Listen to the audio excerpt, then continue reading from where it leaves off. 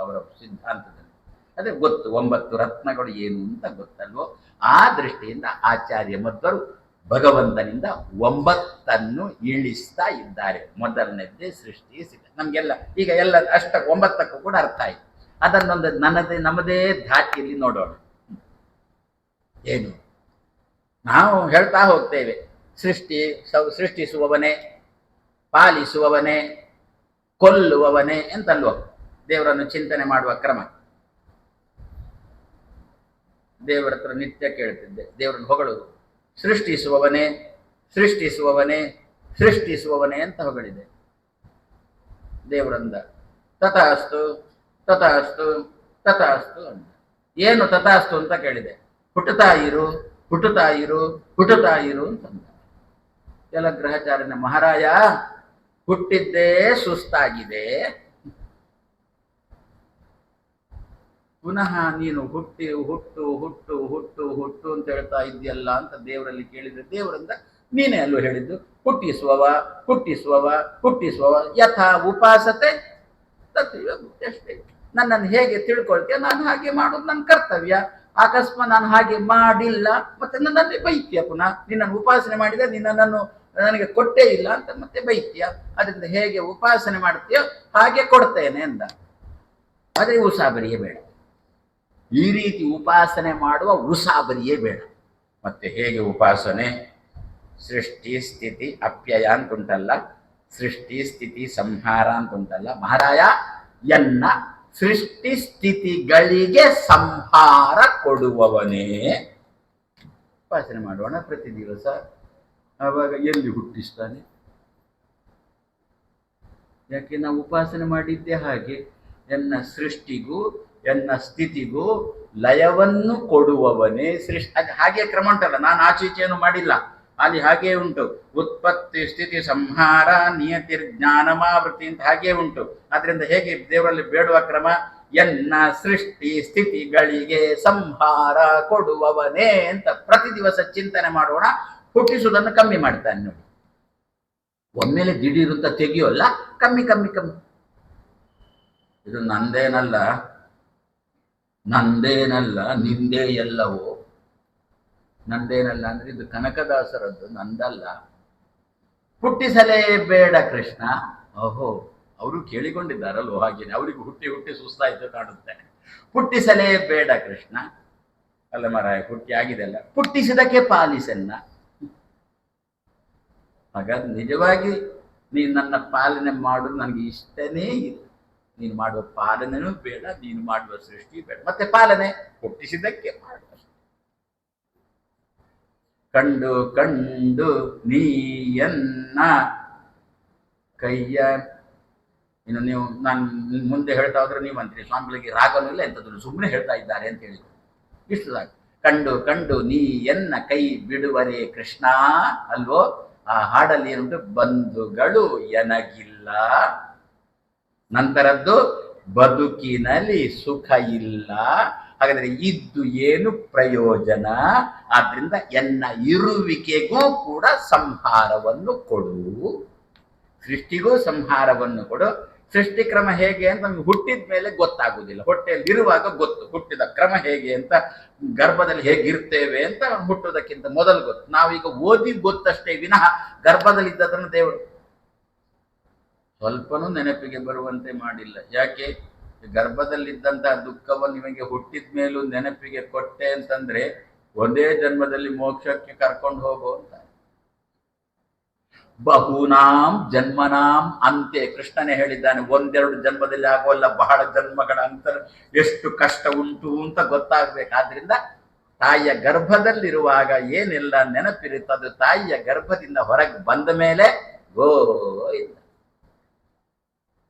ಹಾಗಾದ್ರೆ ಗರ್ಭದಲ್ಲಿ 9 ತಿಂಗಳಿದ್ದಾಗ ದುಃಖದ ನೆನಪೇ ಈಗ ಇಲ್ಲ ಅಂತೆ, ಹುಟ್ಟಿದ ಕೂಡಲೇ ಇಲ್ಲ ಅಂತೆ. ಮತ್ತೆ ಮೊನ್ನೆ ಓದಿದ್ದು ಇವತ್ತು ನೆನಪಿರುತ್ತ. ಅಪ್ಪನೂ ಮಗನು ಇಬ್ರು ಕೂಡ ಮಗನನ್ನು ಕರ್ಕೊಂಡು ಅಪ್ಪ ಜಪ ಪರೀಕ್ಷೆಗೆ ಹೋದ ಅಂತ. ಯಾರೋ ಒಬ್ರು ಗುರುಗಳ ಬಳಿಯಲ್ಲಿ ಮಗನಿಗೆ ಗಾಯತ್ರಿ ಕೇಳಿದ್ರು. ಆ ಗುರುಗಳು ಗಾಯತ್ರಿ ಹೇಳೋ ಅಂತ. ಪಾಪ ಮಗುವಿಗೆ ಹೇಳಲಿಕ್ಕೆ ಬಂದಿಲ್ಲ.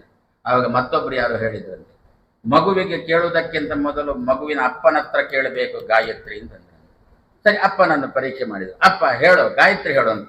ಅಪ್ಪ ಅಂದಂತೆ, ಮೊನ್ನೆ ಮುಂಜಿಯಾಗಿರತಕ್ಕಂತಹ ಮಗನಿಗೇನೆ ಹೇಳಲಿಕ್ಕೆ ಬರಲಿಲ್ಲ ಅಂತೆ, ನನಗೆ ಮುಂಜಿಯಾಗಿ 30 ವರ್ಷ ಆಯ್ತು ನನಗೆ.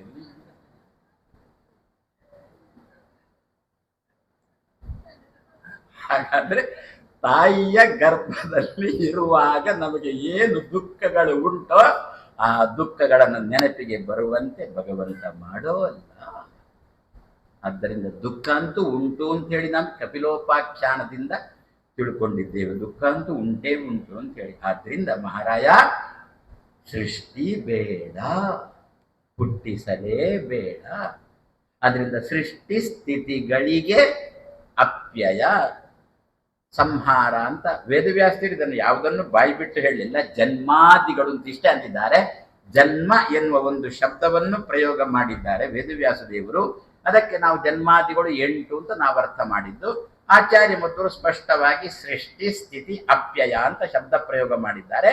ಹಾಗಾದ್ರೆ ಪ್ರತಿ ದಿವಸ ನಾವು ದೇವರಲ್ಲಿ ಏನು ಬೇಡುವುದು ಅಂತಂದ್ರೆ, ಹುಟ್ಟಿಸಿದ್ದಿ ಸರಿ, ಹುಟ್ಟಿಸಿದಕ್ಕೆ ಪಾಲಿಸು, ಆದ್ರೆ ಇನ್ನು ಮುಂದೆ ಮಾತ್ರ ಎನ್ನ ಸೃಷ್ಟಿ ಸಾಧ್ಯ ಆದಷ್ಟು ಕಮ್ಮಿ ಕಮ್ಮಿ ಮಾಡಿಕೊಂಡು ಬರೋ ಅಂತ ಹೇಳಿಕೊಂಡು ಸೃಷ್ಟಿ ಸ್ಥಿತಿ ಅಪ್ಯಯ, ಸೃಷ್ಟಿ ಸ್ಥಿತಿಗಳಿಗೆ ಅಪ್ಯಯವನ್ನು ಕೊಡು. ಅದಕ್ಕೆ ದೇವರಂದ ಅಂತೆ, ಕೊಡುವುದಕ್ಕೆ ಅಡ್ಡಿ ಇಲ್ಲ, ನಾನು ನಿನಗೆ ಕೊಡ್ತೇನೆ, ನಿನ್ನ ಸೃಷ್ಟಿ ಸ್ಥಿತಿಗಳಿಗೆ ಅಪ್ಯಯವನ್ನು ನಾಶವನ್ನು ಕೊಡ್ತೇನೆ, ನನಗೇನು ಕೊಡ್ತೀನಿ ಅಂತ ದೇವರು. ನಮ್ಮಂತೇನೆ ದೇವರು ಕೂಡ ಎಲ್ಲ ವಿನಿಮಯ ಕೊಟ್ಟು ಕೊಂಡುಕೊಳ್ಳತಕ್ಕಂಥ ವ್ಯವಹಾರನೇ ಇರುವುದು ನಮ್ಮ ಲೋಕದಲ್ಲಿಯೂ, ಮತ್ತೆ ನಮಗೂ ದೇವರಿಗೂ ಕೂಡ. ಸುಮ್ಮನೆ ನಾವು ದೇವರ ಹತ್ರ ಅದು ಕೊಡು ಇದು ಕೊಡು ಮತ್ತೊಂದು ಕೊಡು ಇನ್ನೊಂದು ಕೊಡು ಅಂತ ಕೇಳಿದ್ದೇ ಬಂತು. ದೇವರಂದ ನೀನು ಕೊಡುವುದು ಕಮ್ಮಿ, ಕೇಳುವುದೇ ಜಾಸ್ತಿ.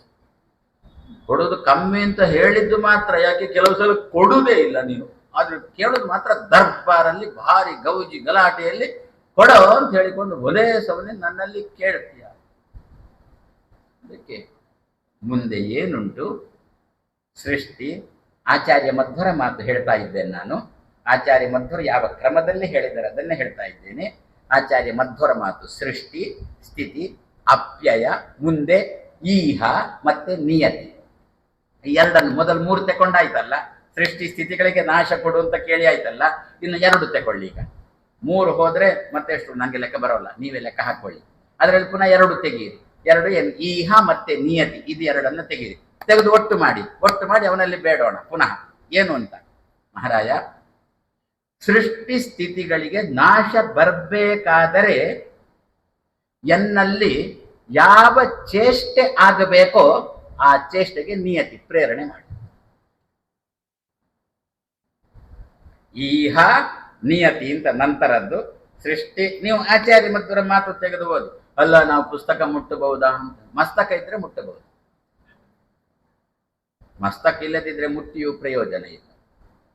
ಮಸ್ತಕ ಇದ್ರೆ ಆಚಾರ್ಯರ ಭಾಗವತ ತಾತ್ಪರ್ಯ ಅಂತ ಇದರ ಹೆಸರು. ಭಾಗವತದ ಅಭಿಪ್ರಾಯ ಅಂತ, ತಾತ್ಪರ್ಯ ಅಂದ್ರೆ ಅಭಿಪ್ರಾಯ ಅಂತ ಅರ್ಥ. ಆಚಾರ್ಯ ಮಧ್ವರ ಬಾಯಿಯಲ್ಲಿ ಭಾಗವತದ ವೇದವ್ಯಾಸ ದೇವರ ಭಾಗವತದ ಅಭಿಪ್ರಾಯವನ್ನು ಆಚಾರ್ಯ ಮಧ್ವರ ಬಾಯಿಯಲ್ಲಿ ಕೇಳಬೇಕು. ಆವಾಗ ಅವರು ಮೊದಲು ಬರೆದದ್ದು ಸೃಷ್ಟಿ ಸ್ಥಿತಿ ಅಪ್ಯಯ.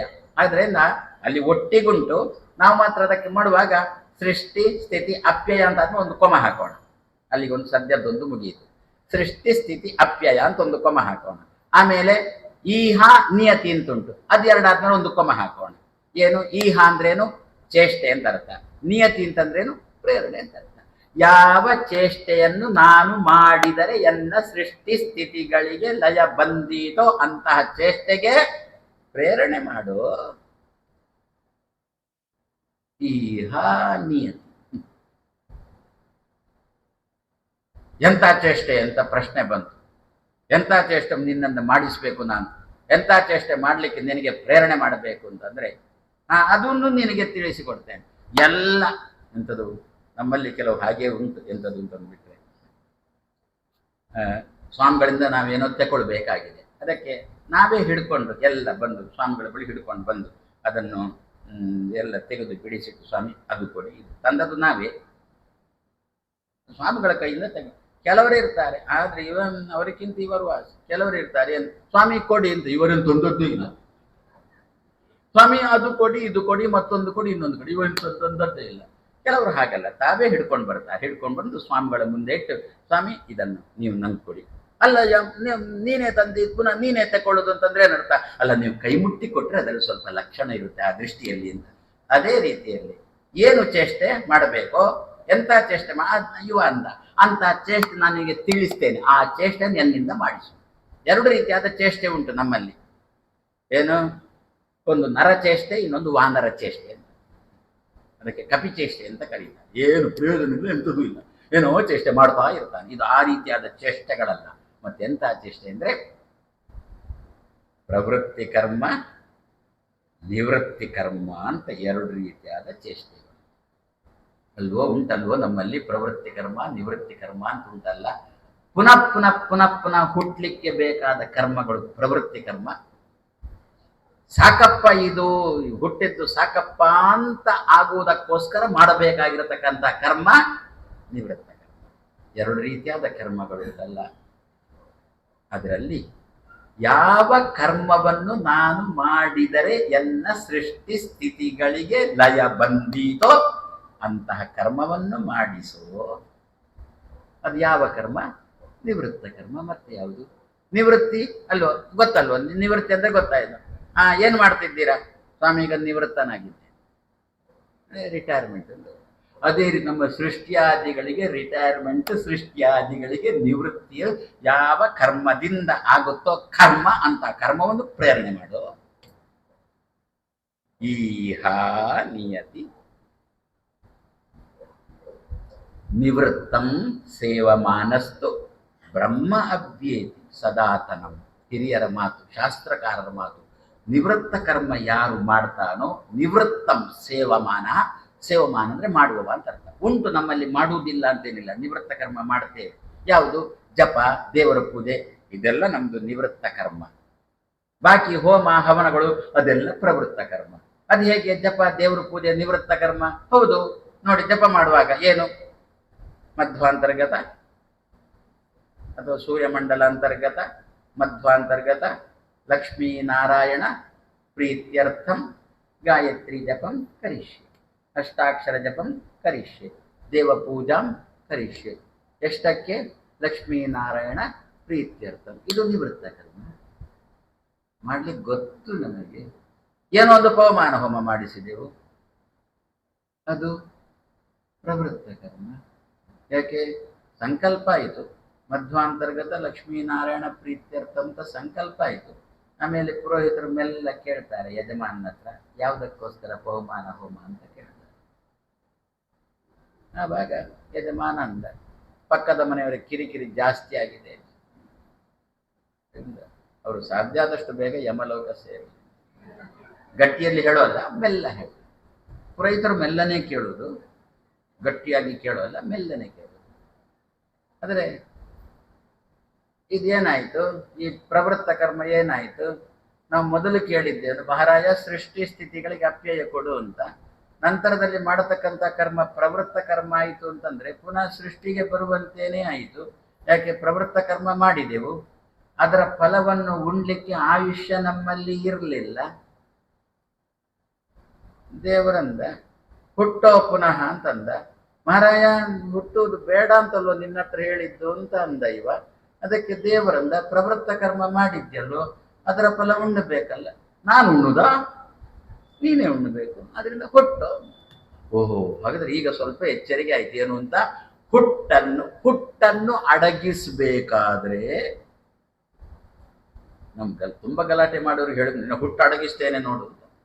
ತುಂಬಾ ಗಲಾಟೆ ಮಾಡುವವರಿಗೆ ದೇವರಂದ, ನಿನ್ನ ಹುಟ್ಟನ್ನು ಅಡಗಿಸ್ಬೇಕು ಅಂತಾದ್ರೆ ನೀನು ಲಕ್ಷ್ಮೀನಾರಾಯಣ ಪ್ರೀತ್ಯರ್ಥಂತ ಅಷ್ಟೇ ಸಂಕಲ್ಪ ಮಾಡು, ಬೇರೆ ಯಾವುದನ್ನು ಕೂಡ ಸಂಕಲ್ಪದಲ್ಲಿ ಸೇರಿಸಬೇಡ. ಹಾಗಾದ್ರೆ ಇದಕ್ಕೆ ಏನು ಹೆಸರು? ನಿವೃತ್ತ ಕರ್ಮ ಅಂತ ಹೆಸರು. ಹಾಗಾದ್ರೆ ಪ್ರವೃತ್ತ ಕರ್ಮ, ನಿವೃತ್ತ ಕರ್ಮ ಅಂತ ಎರಡು.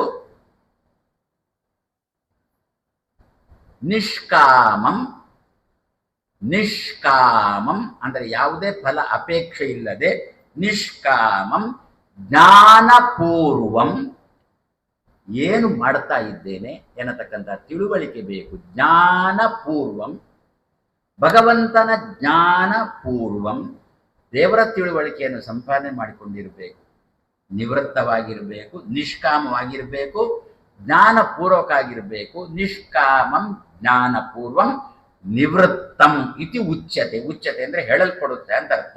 ನಿವೃತ್ತಂ ಸೇವಮಾನ, ಇಂತಹ ಕರ್ಮ ಮಾಡುವವನು ಬ್ರಹ್ಮ ಅಭಿ, ದೇವರನ್ನು ಸೇರ್ತಾನೆ.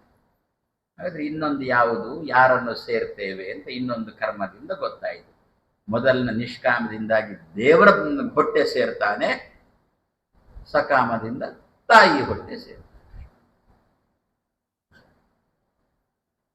ಹಾಗಾದ್ರೆ ಏನುಂಟು ಮುಂದೆ? ಈಹ ನಿಯತಿ ಅಂತುಂಟಲ್ಲ, ಈಹ ಚೇಷ್ಟೆಗೆ, ನಿಯತಿ ಪ್ರೇರಣೆ ಮಾಡೋ. ಯಾವ ಚೇಷ್ಟೆಗೆ? ಎಂತಹ ಚೇಷ್ಟೆ ಮಾಡಿದರೆ ಎನ್ನ ಸೃಷ್ಟಿ ಸ್ಥಿತಿಗಳಿಗೆ ಲಯ ಬರುತ್ತೋ ಅಂತಹ ಚೇಷ್ಟೆಗೆ ನಿಯತಿ ಪ್ರೇರಣೆ ಮಾಡೋ. ಸೃಷ್ಟಿ ಸ್ಥಿತಿ ಅಪ್ಯಯ ಈಹ ನಿಯತಿ ಇಷ್ಟ ಆಯಿತು. ಇನ್ನು ದೃಷಿ ತಮ ಬಂಧ ಮೋಕ್ಷ. ದೃಷಿ ಅಂದ್ರೆ ಜ್ಞಾನ ಅಂತ ಅರ್ಥ. ದೃಶ್ ಶಬ್ದಕ್ಕೆ ಜ್ಞಾನ ಅಂತ ಅರ್ಥ. ಯಾರ ಜ್ಞಾನ? ದೇವರ ಜ್ಞಾನ. ಮತ್ತೆ ಯಾರದು ಜ್ಞಾನ? ಈ ಜ್ಞಾನ ಸಂಪಾದನೆ ಮಾಡಿ ಎಲ್ಲ ಆಗಿದೆ. ಇನ್ನು ಏನಿದ್ರು ಕೂಡ ತಿಳ್ಕೊಂಡದ್ದನ್ನೇ ತಿಳ್ಕೊಂಡದ್ದು, ಹೊಸ್ತು ಏನೂ ಇಲ್ಲ. ಏನಾದರೂ ಹೊಸ್ತು ತಿಳ್ಕೊಳ್ಳೋದಿದ್ರೆ ಆ ದೇವರದ್ದು ಮಾತ್ರ. ಮತ್ತೆ ಇದೆಲ್ಲ ನೋಡಿದ ಮುಖಗಳೇ, ನೋಡಿ ನೋಡಿ ನಿಮಗೂ ಬೇಜಾರು, ನಮಗೂ ಬೇಜಾರು. ಇವರಿಗೆ ಹೋಗಿ ಹೋಗಿ ಈ ಸ್ವಾಮಿಗಳೇ ಸಿಗುವುದು, ಬೇರೆ ಸ್ವಾಮಿಗಳೇ ಇಲ್ವಾ ಅಂತ ಕೆಲವರದ್ದೊಂದು ಪ್ರಶ್ನೆ. ಈ ಮುಖ ನೋಡಿ ನೋಡಿ, ಈ ಮಾತು ಕೇಳಿ ಕೇಳಿ ನಿಮಗೂ ಸುಸ್ತು, ನನಗೂ ಕೂಡ ನಿಮ್ಮ ಮುಖ. ನಾನು ಇವತ್ತು ಹೇಳಿಬಿಟ್ಟು ನಾಳೆ ಬರುವುದೇ ಇಲ್ಲ. ನೀವು ಕೊನೆ ದಿವಸ ಹೇಳಿ, ಅಮಾವಾಸ್ಯೆ ದಿವಸ ಏನು ಹೇಳ್ತೇನೆ ಅಂತ ಈಗ ಗೊತ್ತಾಯ್ತು ನಿಮಗೆ. ಹಾಗಾದ್ರೆ ಲಕ್ಷ್ಮಿ ನಮ್ಮನ್ನು ಸಂತೈಸ್ತಾಳೆ ಅಂತೆ, ನಮ್ಮನ್ನು ಸಮಾಧಾನ ಪಡಿಸ್ತಾಳೆ ಅಂತೆ. ಬೇಜಾರು ಮಾಡಬೇಡಪ್ಪ ಅಂತ. ಯಾಕೆ? ನಾವು ದೇವರ ಬಗ್ಗೆ ತಿಳ್ಕೊಂಡದ್ದು ಎಷ್ಟು ತಿಳ್ಕೊಂಡಿದ್ದೇವೆ, ತಿಳ್ಕೊಂಡದ್ದನ್ನೇ ತಿಳ್ಕೊಳ್ಳೋದು, ನಾವು ಹೊಸ್ತು ಏನು ತಿಳ್ಕೊಳ್ಳುವುದೇ ಇಲ್ಲ. ಆವಾಗ ಲಕ್ಷ್ಮಿ ನಮ್ಮ ಬೆನ್ನು ತಟ್ಟಿ, ಮಹಾರಾಯ ಬೇಜಾರು ಮಾಡಬೇಡ ಅಂತಾಳಂತೆ. ಬಗೆ ಬಗೆಯ ನೂತನವ ಕಾಣುತ್ತ ಮಿಗೆ ಹರುಷದಿಂ ಪೊಗಳಿ ತಿಪ್ಪುದು ತ್ರಿಗುಣ ಮಾನಿ ಮಹಾಲಕುಮಿ ಸಂತೈಸಲಿ ಅನುದಿನವು. ಸಂತೈಸಿದ್ರೆ ಬೆನ್ನು ತಟ್ಟಿ, ಮಗು ಬೇಜಾರು ಮಾಡಬೇಡ ಅಂತ ನಮ್ಮ ಬೆನ್ನು ತಟ್ಟುವುದಂತೆ. ಯಾಕೆ? ನಾನೇ ನನ್ನ ಗಂಡನನ್ನು ಸರಿಯಾಗಿ ಪೂರ್ತಿ ತಿಳ್ಕೊಳ್ಳಿಲ್ಲ, ಹಾಗಿರುವಾಗ ನೀನು ತಿಳ್ಕೊಳ್ಳಿಲ್ಲ ಅಂತ ಹೇಳಿಕೊಂಡು ಬೇಜಾರು ಮಾಡಬೇಡ ಅಂತ ಹೇಳಿಕೊಂಡು ನಮ್ಮ ಬೆನ್ನು ತಟ್ಟಿ ನಮ್ಮನ್ನು ಸಂತೈಸ್ತಾಳಂತೆ ಲಕ್ಷ್ಮಿ. ಆವಾಗ ನಮ್ಗೊಂಚೂರು ಧೈರ್ಯ ಬರುತ್ತೆ. ನಮ್ಮ ಮಗು ಫೇಲ್ ಆದ್ರೆ, ಈಗಿನ ಕಾಲದಲ್ಲಿ ಫೇಲ್ ಪ್ರಸಂಗನೇ ಇಲ್ಲ. ನೀನು ಪಾಸ್ ಆಗೋ ತನಕ ಪರೀಕ್ಷೆ ನಡೀತಾನೆ ಇರುತ್ತೆ. PU1, PU2, PU3, PU100 ಅಷ್ಟಾಗುವಾಗ ಜೀರೋ, ಎಲ್ಲದರಲ್ಲೂ ಜೀರೋ ಪಡೆದವನು ಪಾಸ್ ಆಗ. ಯಾಕೆ? ನಮ್ಮ ಶಿಕ್ಷಣ ಮಂತ್ರಿಗಳು ಅಂತವ್ರು. ಈಗ ಯಾರು ಗೊತ್ತಿಲ್ಲ ನನಗೆ. ನಾನಿಲ್ಲಿ ಒಂದು ಹೇಳೋದು, ಶಿಕ್ಷಣ ಮಂತ್ರಿ ಇವರು ಅಂತ ಹೇಳಿಕೊಂಡು ನೀವು ಅವರನ್ನು ಹುಡ್ಕೊಂಡು ಬೆಂಗಳೂರಿಗೆ ಹೋಗುವುದು, ಅಲ್ಲಿ ಇನ್ನೊಬ್ಬ ಆಗಿರುವುದು ಆ ಹೊತ್ತಿಗೆ.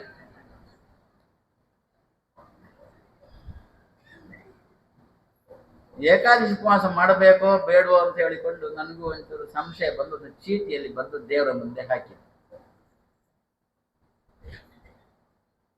ಸರಿ ಚೀಟಿ ತೆಗೆದು ಯಾರಪ್ಪ ತೆಗಿಸಿದಾಗ ಮಾಡಬೇಕು ಅಂತ ಗೊತ್ತು. ಅಯ್ಯೋ ದೇವರೇ ಅಂತ ಮತ್ತೊಮ್ಮೆ ಇನ್ನೊಮ್ಮೆ ಹಾಕೋಣ, ಏನು ಚೀಟಿ ಇತ್ತು, ಇನ್ನೊಮ್ಮೆ ಹಾಕೋಣ ಅಂತ ಹೇಳಿಕೊಂಡು ಪುನಃ ಚೀಟಿ ಹಾಕಿದಾಗ ಅದರಲ್ಲಿಯೂ ಕೂಡ ಮಾಡಬೇಕು ಅಂತಲೇ ಬಂತು. ಈ ಉಸಾಬರಿಯ ಬೇಡ ಅಂತ ಹೇಳ್ಕೊಂಡು ಎರಡೂ ಚೀಟಿಯಲ್ಲಿ ಮಾಡುವುದು ಬೇಡ ಅಂತ ಹೇಳ್ಕೊಂಡು ಹಾಕಿಬಿಟ್ಟೆ, ಒಂದು ತೆಗೆದೆ ಬೇಡ ಅಂತ. ಅದೇ ಅವಸ್ಥೆ ನಮ್ಮ ಶಿಕ್ಷಣದ್ದು ಕೂಡ. ಏನು? ಪಾಸ್ ಆಗುವ ತನಕನೂ ಪರೀಕ್ಷೆ ಪರೀಕ್ಷೆ ಪರೀಕ್ಷೆ. ಆಮೇಲೆ ನಮ್ಮ ಕಾಲರನ್ನೇ ನಾವು ಸರಿ ಮಾಡಿಕೊಂಡು ನನ್ನ ಕಾಲದಲ್ಲಿ 90% ರಿಸಲ್ಟ್ ಬಂತು. ನಾನೇ ಒಂದು ಸಂದರ್ಭದಲ್ಲಿ ನ್ಯಾಯಾಲಯ ಕೇಳಿಯೇ ಬಿಡುತ್ತಂತೆ, ಏನಂತ? ಎಲ್ಲರೂ ಪಾಸ್ ಅಂತಾದ್ರೆ ಪರೀಕ್ಷೆ ಯಾಕೆ ಮಾಡಿ ಸಾಯ್ತೀರಾ ಅಂತ ನ್ಯಾಯಾಲಯ ಕೇಳಿತಂತೆ. ಇವುಗಳಿಗೆ ಕಿವಿ ಇದ್ರೆ ಅಲ್ವ ಕಿವಿಯೊಳಗೆ. ಹಾಗಾದ್ರೆ ನಾವು ನೀವು ಏನು ಜ್ಞಾನ ಸಂಪಾದನೆ ಮಾಡಿರ್ತೇವೆ ದೇವರ ಬಗ್ಗೆ, ಅದರಲ್ಲಿ ಎಷ್ಟೋ ಸಂದರ್ಭದಲ್ಲಿ ಸ್ವಲ್ಪ ಧೂಳು ಸೇರಿರುತ್ತೆ, ಅದರಲ್ಲಿ ಏನೋ ಕಶ್ಮಲ ಸೇರಿರುತ್ತೆ. ಅದಕ್ಕೆ ದೇವರಲ್ಲಿ ಬೇಡುವುದು ಏನು ಮಹಾರಾಯ, ದೃಷ್ಟಿಯಲ್ಲಿ ಏನು ತಮಸ್ಸುಂಟು, ತಮಸ್ಸಂದ್ರೆ ವಿಪರೀತವಾಗಿ ತಿಳ್ಕೊಂಡದ್ದು, ಅಥವಾ ಎಷ್ಟು ತಿಳ್ಕೊಳ್ಬೇಕು ಅಷ್ಟು ತಿಳ್ಕೊಳ್ಳದೆ ಇರುವುದು, ಅದೇನು ದೃಷ್ಟಿಯಲ್ಲಿ ಜ್ಞಾನದಲ್ಲಿದ್ದಂಥ ತಮಸ್ಸು ಅಂತ ಅದನ್ನು ಕರೀತಾರೆ. ದೃಷ್ಟಿಯಲ್ಲಿ ಏನು ತಮಸ್ಸುಂಟು ದೇವರೇ, ಆ ತಮಸ್ಸಿಗೆ ಮೋಕ್ಷ ಕೊಡೋ. ಅಲ್ಲಿ ಹಾಗೆ ಉಂಟಲ್ವೋ, ದೃಷಿ, ತಮ, ಬಂಧ, ಮೋಕ್ಷ ಅಂತ ಹೀಗುಂಟು. ಇದೆಲ್ಲ ನನ್ನ ಉಪನ್ಯಾಸ ಅಂದ್ರೆ ಯಾರೋ ಕೇಳಿದ್ದುಂಟು, ಏನ್ ನೀವು ಉಪನ್ಯಾಸ ಮಾಡ್ತೀರೋ ಪಾಠ ಮಾಡ್ತೀರೋ ಅಂತ ಹೇಳಿ. ಅದಕ್ಕೆ ನಾನಂದೆ, ನಮ್ಮ ಜನ ಉಪನ್ಯಾಸ ಕೇಳಿ ಕೇಳಿ ಕೇಳಿ ಕೇಳಿ ಸುಸ್ತಾಗಿದೆ, ಅದನ್ನ ಇನ್ನು ಪಾಠ ಮಾಡೋದು ಅಂತ. ಇದಕ್ಕೆ ಒಂದು ರೀತಿಯಲ್ಲಿ ಒಳ್ಳೆ ಕರಿಹಲಗೆನೂ ಇದ್ರೆ, ನಿಮ್ಮ ಗ್ರೀನ್ ಬೋರ್ಡ್ ಅಲ್ಲ, ನಮಗೆ ನಿಮ್ಮ ಹಸಿರು ಬಣ್ಣ ನಮಗೆ ಆಗೋಲ್ಲ, ಹಸಿರು ಬಣ್ಣನೂ ಆಗೋಲ್ಲ, ನಿಮ್ಮ ಕಪ್ಪು ಬಟ್ಟೆನೂ ಆಗೋಲ್ಲ. ಮತ್ತೆ ನಮಗೆ ಬೇಕಾದದ್ದು ಅಂತಂದ್ರೆ ಬ್ಲ್ಯಾಕ್, ಕಪ್ಪು ಬಟ್ಟೆ ಬೇಡ, ಕಪ್ಪು ಬೋರ್ಡ್, ಕಬ್ಬೋರ್ಡ್ ಬೇಕು ನಮಗೆ, ಕಪ್ಪು ಬೋರ್ಡ್, ಕಬ್ಬೋರ್ಡ್ ಬೇಕು. ಆ ಬೋರ್ಡಲ್ಲಿ ಬರೆದು ಹೇಳಲಿಕ್ಕಿದ್ದಂಥ ಕ್ರಮ ಇದು. ಆಚಾರ್ಯ ಮೊದಲು ಆ ನಿಟ್ಟಿನಲ್ಲಿ ಕೊಟ್ಟಿದ್ದಾರೆ. ನನ್ನ ಭಾಗವತ ತಾತ್ಪರ್ಯ ಅಂತ ನೀನು ಉಪನ್ಯಾಸ ಅಂತ ಇಟ್ಟುಕೊಂಡು ಬಿಟ್ಟರೆ ಅದು ಹಾರಿಕೊಂಡು ಹೋಗುತ್ತೆ. ಇದು ಹಾಗಲ್ಲ, ಜನಗಳ ತಲೆಗೆ ತೆವಳಿಕೊಂಡು ಹೋಗುತ್ತೆ. ದೃಷಿ, ತಮ, ಬಂಧ, ಮೋಕ್ಷ ಹಾಗೆ ಬರೀರಿ. ಒಂಚೂರು ಮನಸ್ಸನ್ನೇ ಬ್ಲ್ಯಾಕ್ ಬೋರ್ಡ್ ಅಂತ ಮಾಡಿಕೊಳ್ಳಿ. ಸುಮ್ಮನೆ ಏನೇನೋ ತುಂಬಿಸಿಕೊಂಡು ಮನಸ್ಸನ್ನು ಬ್ಲ್ಯಾಕ್ ಮಾಡುವುದಕ್ಕಿಂತ, ಬ್ಲ್ಯಾಂಕ್ ಮಾಡುವುದಕ್ಕಿಂತ ಮನಸ್ಸನ್ನೇ ಬ್ಲ್ಯಾಕ್ ಬೋರ್ಡ್ ಮಾಡೋಣ. ಆ ಬ್ಲ್ಯಾಕ್ ಬೋರ್ಡಲ್ಲಿ ಬರೆಯೋಣ, ದೃಷಿ, ತಮ, ಬಂಧ, ಮೋಕ್ಷ. ದೃಷ್ಟಿಯ ಕೆಳಗೆ ಬಂಧ ಅಂತ ಬರೀರಿ, ತಮಸ್ಸೊಂದುಂಟಲ್ಲ ಅದರ ಕೆಳಗೆ ಮೋಕ್ಷ ಅಂತ ಬರೀರಿ. ಈಗ ಓದಿ, ದೃಷ್ಟಿಗೆ ಬಂಧ, ತಮಸ್ಸಿಗೆ ಮೋಕ್ಷ. ದೃಷ್ಟಿಯಲ್ಲಿ ಏನು ತಮಸ್ಸುಂಟು ಆ ತಮಸ್ಸಿಗೆ ಮೋಕ್ಷ. ಜ್ಞಾನದಲ್ಲಿ ನಮಗೇನು ವಿಪರೀತವಾದ ತಿಳುವಳಿಕೆ ಇರುತ್ತೆ, ದೇವರ ಬಗ್ಗೆ ತಿಳುವಳಿಕೆಯಲ್ಲೇ ಒಮ್ಮೊಮ್ಮೆ ವಿಪರೀತ ತಿಳುವಳಿಕೆ ಪ್ರಸಂಗ ಉಂಟು, ಆ ವಿಪರೀತ ತಿಳುವಳಿಕೆಗೆ ಮೋಕ್ಷ ಕೊಡು. ಮತ್ತೆ ಯಾವುದಕ್ಕೆ ಬಂಧ ಅಂತ ಕೇಳಿದ, ಆ ಶುದ್ಧವಾದ ದೃಕ್ ಉಂಟಲ್ಲ, ದೃಷ್ಟಿ ಉಂಟಲ್ಲ, ಅದಕ್ಕೆ ಬಂಧ. ನಮ್ಮಲ್ಲಿ ಏನಾಗಿದೆ ಗೊತ್ತಾ, ಉಪನ್ಯಾಸ ಮುಗಿಸಿ ಹೋಗುವಾಗ ಉಪನ್ಯಾಸಕ್ಕೇನೆ ಮೋಕ್ಷ. ಸ್ವಾಮಿ ನಿಮ್ಮ ಉಪನ್ಯಾಸ ನಿಮಗೆ ಅಂತ ಹೇಳಿಕೊಂಡು ಉಪನ್ಯಾಸಕ್ಕೆ ಇಲ್ಲೇ ನಮ್ಮಲ್ಲಿ ತುಂಬಿದ ಉಪನ್ಯಾಸಕ್ಕೆ ಇಲ್ಲೇ ಬಿಡುಗಡೆ ಕೊಟ್ಟು, ಇಲ್ಲೇ ಮೋಕ್ಷ ಕೊಟ್ಟು. ಸುಮ್ಮನೆ ನಿಮಗೆಲ್ಲ ಗೊತ್ತು, ಯದ್ಮಾರ ಸ್ವಾಮಿಗಳು ಮಾತಾಡುವುದೇ ಹೀಗೆ ಅಂತ ನಿಮಗೆಲ್ಲ ಗೊತ್ತು, ಅದನ್ನ ಹಾಗೆ ಮಾತಾಡ್ತೇನೆ, ಅದೇ ಹಾಕಿ ಮಾತಾಡ್ತೇನೆ. ಹಾಗಾದ್ರೆ ಏನಾಗಬೇಕು, ಜ್ಞಾನಕ್ಕೆ ಬಂದ ನಮಗೆ ಅಮೋಕ್ಷ, ಜ್ಞಾನಕ್ಕೆ ನಮ್ಮಲ್ಲಿ ಬಂದ ಆಗಬೇಕು. ತಮಸ್ಸುಂಟಲ್ಲ, ಜ್ಞಾನದಲ್ಲಿ ತಮಸ್ಸುಂಟಲ್ಲ, ಜ್ಞಾನದಲ್ಲಿ ವಿಪರೀತ ತಿಳುವಳಿಕೆ ಅಂತ ಉಂಟಲ್ಲ, ಅದಕ್ಕೆ ಮೋಕ್ಷ ಆಗ್ಬೇಕು. ಆವಾಗ ನಮ್ಮ ಜ್ಞಾನ ಏನಾಯ್ತು, ಝಳಝಳ ಝಳಝಳ ಅಂತಾಯ್ತು, ನಮ್ಮಲ್ಲಿ ಬದ್ಧವಾಗಿ ಜ್ಞಾನ ಕೂಡುತ್ತೆ. ಹೀಗೆ ಬರೆದ್ರ, ಹೀಗೆ ಬರೆಯುವಾಗ ನನಗೆ ತಲೆಗೆ ಮತ್ತೊಂದೇನೋ ಬಂತು, ಒಂಚೂರು ಹೇಳಿಬಿಟ್ಟು ಸ್ವಲ್ಪ ನಾಲಿಗೆ ತುರಿಸ್ತದೆ, ಆದ್ರಿಂದ ಹೇಳಿಬಿಡ್ತೇನೆ. ದೇವರನ್ನು ನಡೆಸಿ ದೇವರು ಹಾಗೆ ನಾನು ಹೇಳಿ ಹೇಳಿ ಹೇಳಿ ಹೇಳಿ ಹೇಳಿ ದೇವರದನ್ನು ನಡೆಸಿಯೇ ಕೊಟ್ಟ. ನಾವು ದೇವರಲ್ಲಿ ತುಂಬಾ ಸಲ ದೇವರನ್ನು ಪೀಡಿಸಿದ್ರೆ ದೇವರು ನಮ್ಮ ಮಾತನ್ನು ನಡೆಸಿ ಕೊಡ್ತಾನೆ ಅಂತೆ. ಅದಕ್ಕೆ ಅಂದದ್ದು 1000 ಸಲ ಗಾಯತ್ರಿ ಹೇಳುವ ಮುಖ ದೇವರನ್ನು ಪೀಡಿಸು ಕೊಡ್ತಾರೆ. ಒಂದೇ ಸಲ ನಾವು ದೇವರ ಹತ್ರ ಹೇಳಿಬಿಟ್ರೆ ನಾವು ಪೀಡಿಸ್ಬೇಕಂತೆ ದೇವರನ್ನು. ಆವಾಗ ಅಮ್ಮನನ್ನು ಪೀಡಿಸಿ ಅಮ್ಮನಿಂದ ದುಡ್ಡು ನಾವು ಹೆಚ್ಚಿಕೊಳ್ಳೋದಿಲ್ವೋ, ಅದೇ ರೀತಿ ದೇವರನ್ನು ಪೀಡಿಸಿ ಪೀಡಿಸಿ ಪೀಡಿಸಿ ದೇವರನ್ನು ಎಷ್ಟು ಸಲ ಪೀಡಿಸ್ಬೇಕು, 1000 ಸಲ ಪೀಡಿಸು, ಆಗೋಲ್ವಾ 100 ಸಲ ಪೀಡಿಸು, ಆವಾಗ ದೇವರಿಗೆ ಕೊಡ್ತಾನೆ ಅಂತ. ಹಾಗೆ ದೇವರ ಹತ್ರ ಬೇಡಿ ಬೇಡಿ ಬೇಡಿ ಬೇಡಿ ಬೇಡಿ ದೇವರ ಕೊನೆಗೆ ಮಾಡಿಬಿಟ್ಟ. ಏನು, ಈಗ ಒಂದು ಲೆಕ್ಕ ಹೇಳಿದೆ ಅಲ್ವ, ಮ್ಯಾಥ್ಸ್ ಹೇಳಿದೆ ಅಲ್ವೋ, ಏನು, ದೃಷಿ, ತಮ, ಅಡಿಯಲ್ಲಿ ಒಂದು ಗೆರೆ, ಬಂಧ, ಮೋಕ್ಷ. ದೃಷ್ಟಿಗೆ ಬಂಧ, ತಮಸ್ಸಿಗೆ ಮೋಕ್ಷ. ತಮಾಷೆಗೆ ಇನ್ನೊಂದು, ಮೋದಿ, ಅಡಿಯಲ್ಲೊಂದು ಗೆರೆ, ದೀದಿ. ಈ ಮ್ಯಾಥ್ಸ್ ಅಲ್ಲಿ ಭಾಗಿಸು, ಮ್ಯಾಥ್ಸ್ ಅಲ್ಲಿ 60 ಭಾಗಿಸು 20 ಅಂತ ಇಟ್ಟುಕೊಳ್ಳಿ. ಈಗ ಒಂದು 8 ಅಂತ ಇಟ್ಟುಕೊಳ್ಳಿ, 60 ಭಾಗಿಸು 20. 0ಗೆ 0 ಹೊಡೆದೋಯ್ತು. ಹಾಗೆ ಕ್ರಮ ತಾನೆ, 0ಗೆ 0 ಹೊಡೆದೋಯ್ತು. ಮತ್ತೆ 6 ಮತ್ತೆ 2, ಅದನ್ನು ಮತ್ತೆ 2 3 6 ಅಂತ ನೀವು ಮಾಡುವುದಲ್ವ. ಅದೇ ರೀತಿಯಲ್ಲಿ ಮೋದಿ ಗೆರೆ ದೀದಿ, ದಿಗೆ ದಿ ಹೊಡೆದೋಯ್ತು, ಮತ್ತೆ ಉಳಿದದ್ದು